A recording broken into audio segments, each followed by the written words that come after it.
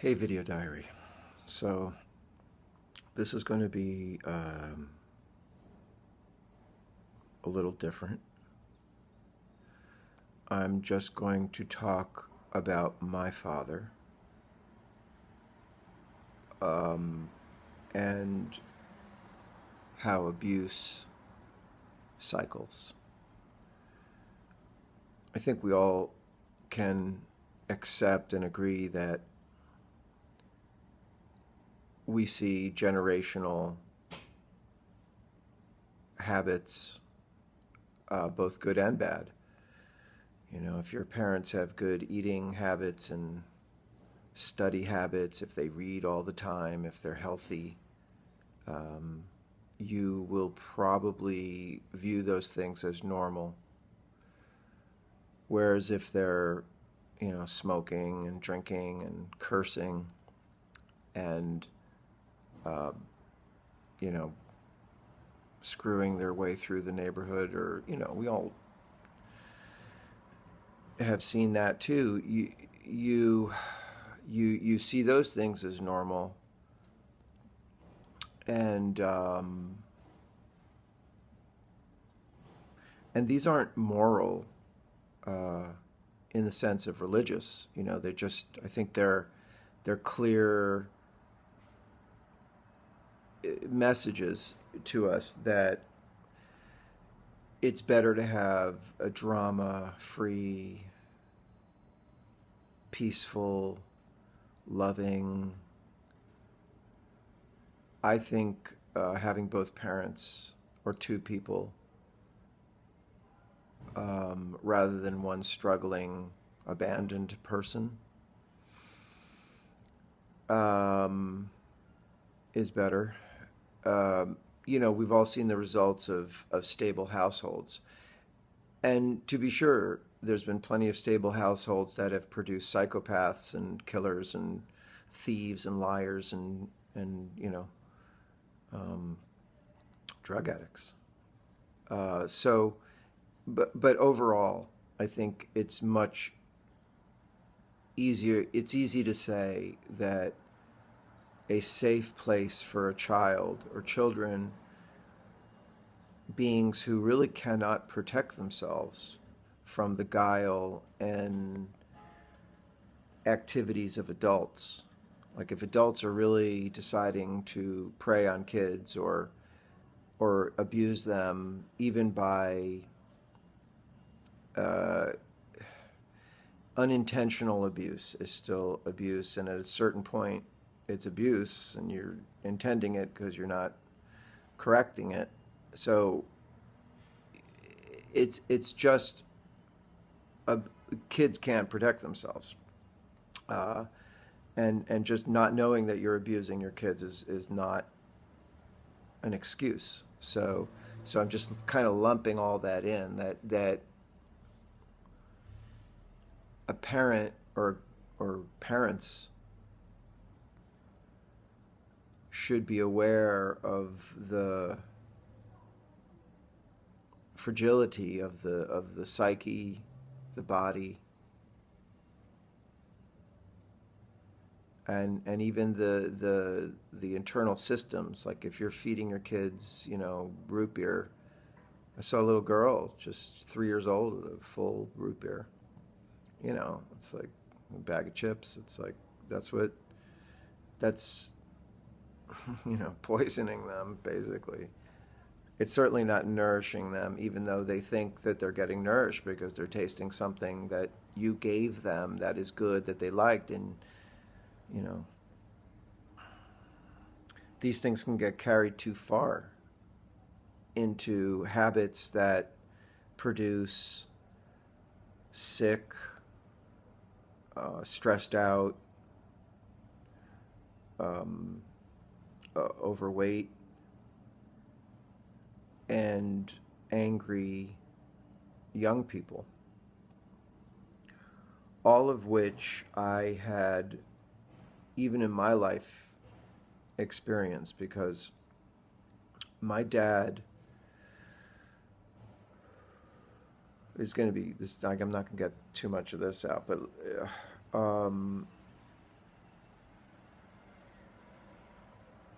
was a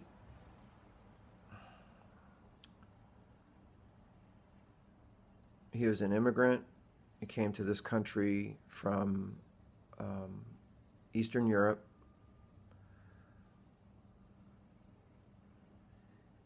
It, let's just say on an emotional level, I always found him to be brutal.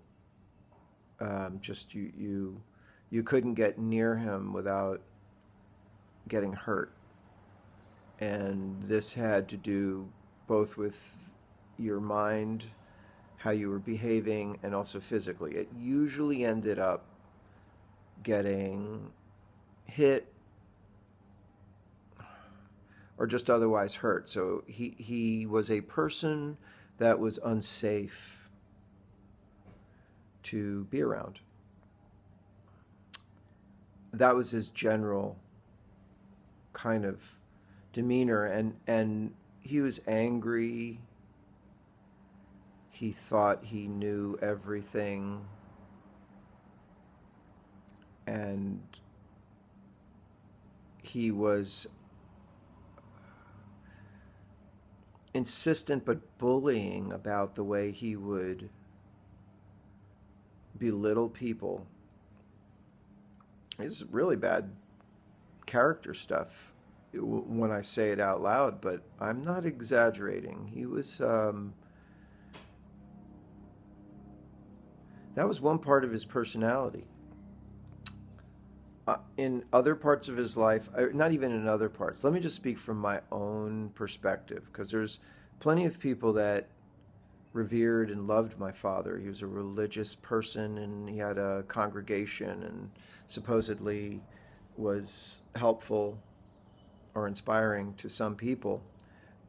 I don't exactly understand or know why or what he did, but my experience was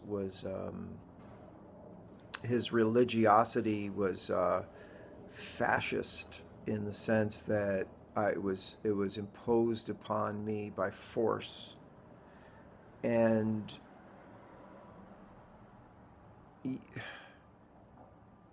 I think in people's heart of hearts they know that their religious systems are wrong, and so there's just some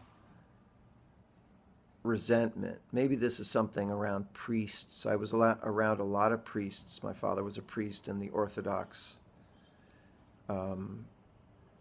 Christian religion.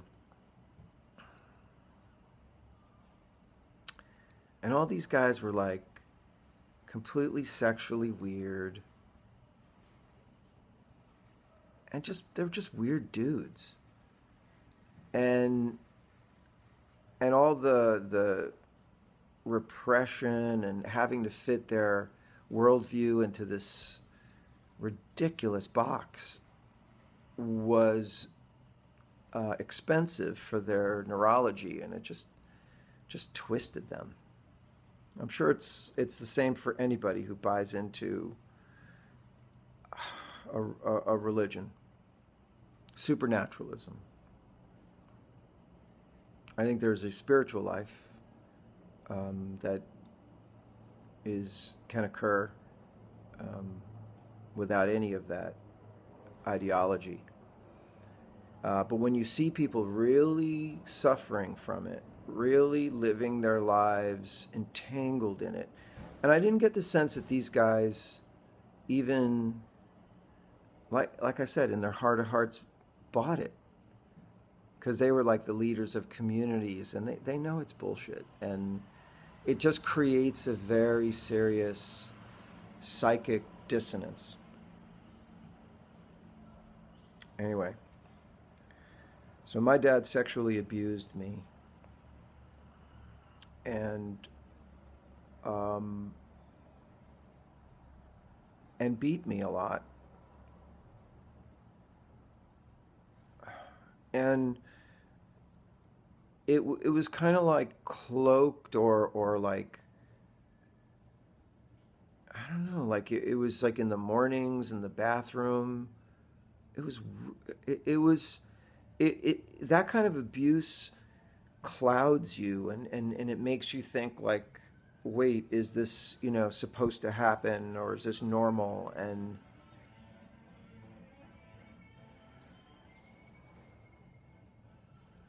But I'm left looking back, and all my adult life, I've been able to very keenly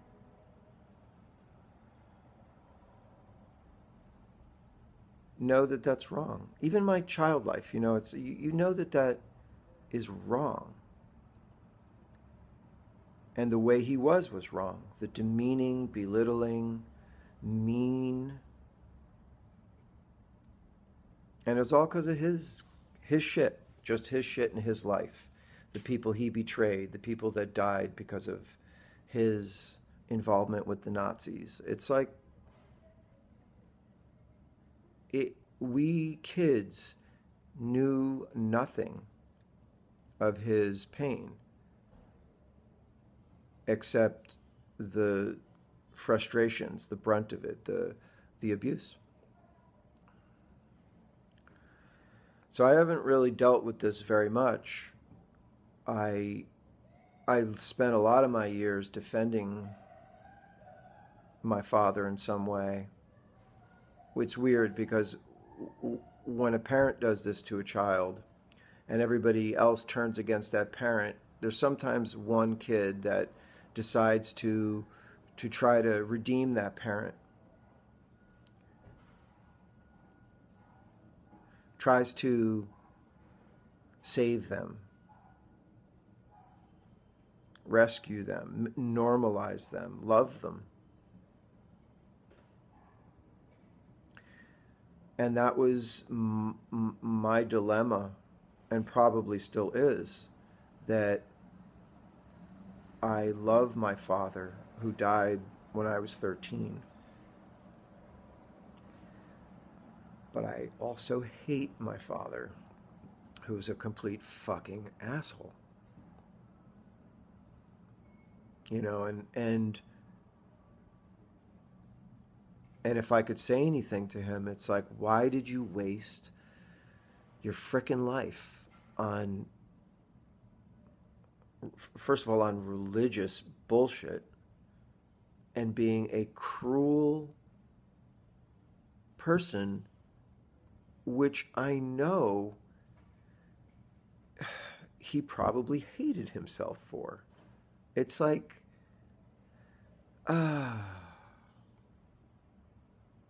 really?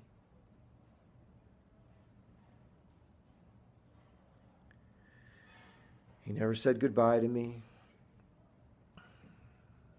He was defiant till the end. He seemed uniquely concerned with his own suffering over that of others.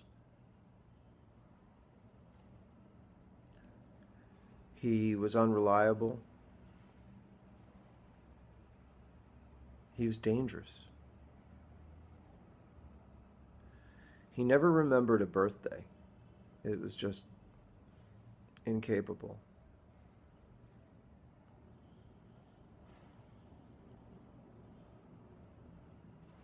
And all along the way, I forgave him. I forgave every beating, every abuse. He used to make me, if I was defiant in his little church that he had in the basement, he put me on my knees. And a couple times I got defiant because I was reading the ridiculous religious service that he put together and looking at every single point and realizing, like, he is not an exemplar of a good person. And also, the religion is just bizarre. It's just oppressive. It's full of death, suffering, repetition of older myths that are really disturbing. And now I understand all go back to Sumerian origins. So nobody wants to look at their religion and deal with it, probably in the same way that I have not wanted to look at this abuse in my life. And I don't know what I'll do with it now. But I want to finish this by saying the whole point of it it isn't like boohoo what my dad did to me and my brothers and sisters, which was it's just unforgivable, and I don't forgive him for that. Um, it's important to call a person what they are.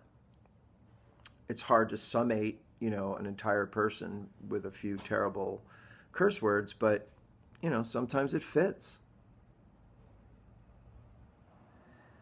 And I knew that I did not want to pass along the cycle of abuse that my father taught to me at the end of his belt and hand and whatever else he could grab, to my kids.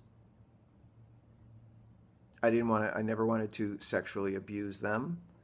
To, after a few times of where I lost my temper and I hit my little children because I was upset, I vowed, I, I, I vowed never to lay a finger on them again. And I saw it. I felt my father coming through me. So, duh, you know, it's completely obvious. So if your parents are sexual abusers, you don't have to be. If they're, I hated the fact that my father smoked all the time because smoking is just it's such bullshit. All you're doing is poisoning the environment, poisoning your body, everybody around. It's disgusting and poison and an addiction. And so you get to see somebody like dancing their stupid addiction dance over tobacco. I mean, I have a lot of compassion for that because I was just hooked on cigarettes for years, back and forth. But I got it from my dad. Or at least I certainly did not get the opposite from my dad. So a drinker, he drank, he was totally an alcoholic. I remember looking behind his couch in his study and seeing like 10 bottles with not much left in them, all of different strengths and flavors, and thinking like, why does a person need this? I will never know all the good or evil my father did to other people, but I know what he did to me. You know, he taught me how to sweep floors efficiently. And largely the rest of it is stuff I had to untangle from evil. You know, evil is a weird word because it implies like some sort of supernatural good, but let's just say the evil that a human being can do to another group or individual. That they have no right. They have no right to do that. That's like sort of a tenet of Taoism, that something strong harming something weak is a crime against nature.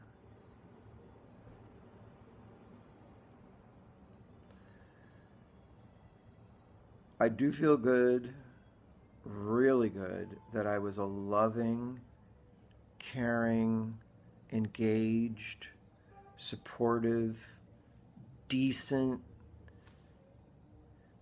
parent. And that meant my commitment not to drug myself and poison myself and do stupid shit and believe ridiculous stuff and have harmful relationships that I drag into my kids' lives. My father was overweight and smoked and drank and had his head stuffed with bullshit.